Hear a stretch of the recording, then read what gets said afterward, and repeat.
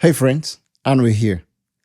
I am the author of this short story, The Ranch, and it's available on seller.com and on Amazon. Kindly check it out and reach out to me and tell me what you think. But I'm excited today. I'm excited to talk about something that others are excited about. So that's interesting. That's very exciting. Two new releases are coming up, and the first one is which one comes first? But anyway, two new releases. One is House of Dragons by HBO, and the other one is The Lord of the Rings, Rings of Power. For those who don't know, which I'm sure are very few, but these are books that were made into movies. And I actually didn't know Game of Thrones when I started watching it that it was a book.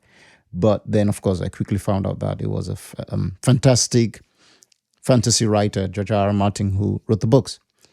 And yes, but of course, I knew about Tolkien, some of my favorite authors, Tolkien and C.S. Lewis, who happen to be friends. But I'm excited about these releases because I think it's kind of like a nice competition to weigh them against each other and see how that would turn out. It's an interesting and fascinating battle.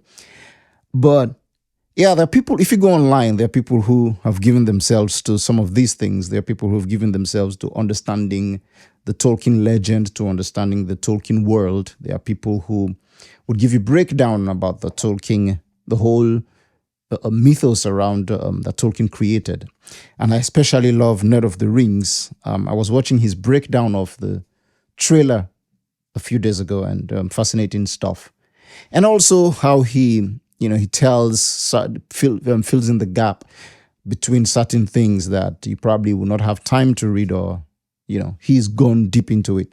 So there are people who have given themselves to understanding, to consuming, to analyzing these creations by these fantastic writers. And I find it very fascinating that someone would create a story and someone else would really embrace it, would really be sold to it, and someone will take time out to understanding the nuances of all this. And it tells me that we should be excited about people writing. It tells me that we should be excited about people creating these fantastical worlds and all that. And I wonder why we don't have the same excitement for our own authors. Now, by we, I'm talking about Black folks.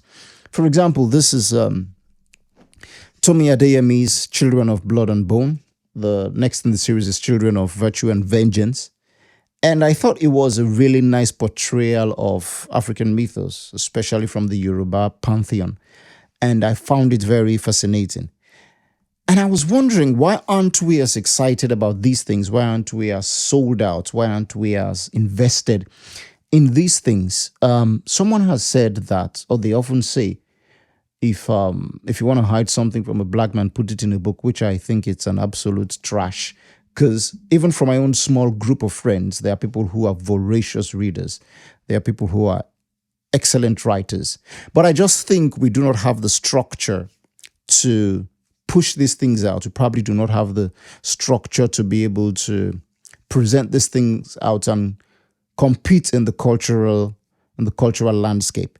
But I think we should do more. And I'm excited because also there was a trailer I just saw that is The Woman King. It talks about the Agojie warriors, which I found rather interesting because in my book, my completed fantasy novel, there's a character, one of my major characters, is an Agojie warrior. So I'm looking forward to seeing how they portray the Agojie warriors and how it balances, the similarities and dissimilarities with my own character. But of course, mine is entirely fantastical, so there's a bit of magic and some extraordinary things in it. But I'm really excited about that. And it gives me reason for hope because now people are beginning to realize that, yes, we can find complex narrative in African folk tales, we can find something that is worth sharing. Because I think that's the beauty of humanity, is that it is always a delight to explore the depth of people's imagination, society's imagination, what people thought were reality then, what people thought made up the world.